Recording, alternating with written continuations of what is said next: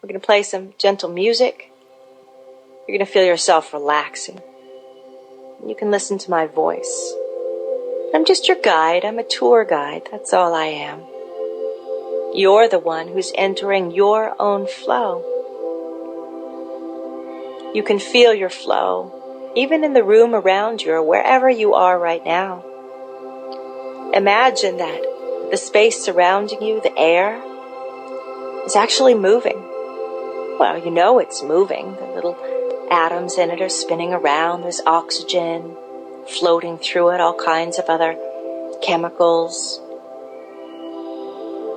But I want you to imagine behind the air, inside the air, beneath the air. If you could peel open the air and look behind it, peel open the physical, outer, external wrapping.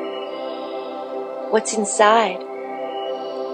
What information is in there? You know the information continues. It keeps going deeper and deeper. Or there's something else. Think of it as a substructure. Think of it as an informational structure, a matrix of energy. Think of it as blueprints. Traveling, running through everything. Running through you. There's a blueprint of you. And it's made of energy. It's made of information. It's very active.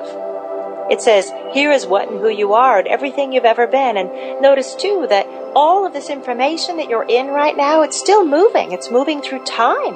It's ticking through the seconds. Every moment it's adjusting itself forward. It is flowing.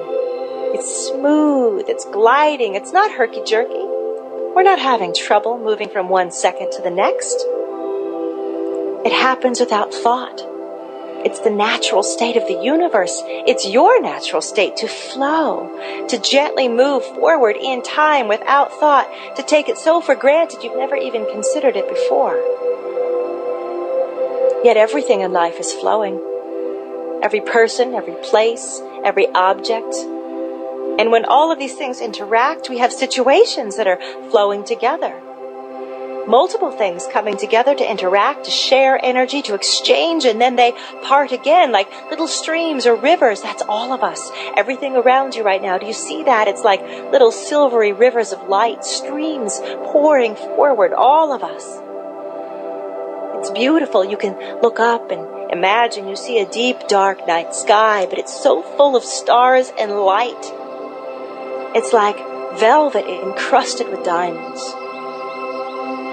You look all around you, and there's that same flowing light filled with information. And where's all this information coming from? Who is putting it there?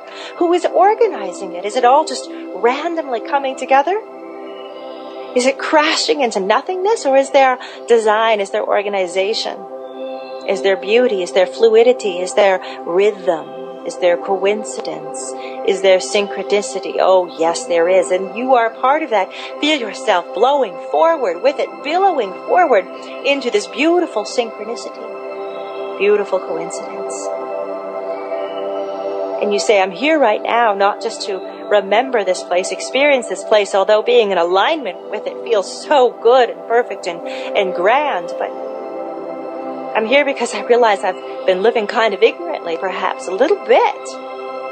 I've been living in my default mode, which is most of the time I'm not paying attention. I'm just running through my list of chores, paying attention to my day like a person walking down with their nose to the sidewalk, not looking up, not being aware of all that really is the greater picture. Well, now I'm looking up. Now I'm realizing, hey, there are things that I want to change and adjust. And to do it, I have to step up and claim them. I have to own them.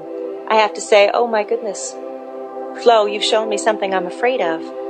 You've shown me a place where I drop back. Maybe I called it self-sabotage. Maybe I almost was successful. I almost grabbed that brass ring. I almost made that huge commission, that huge sale. I almost had that perfect relationship. And I've seen this happen before, and yet I stopped before I let myself have it.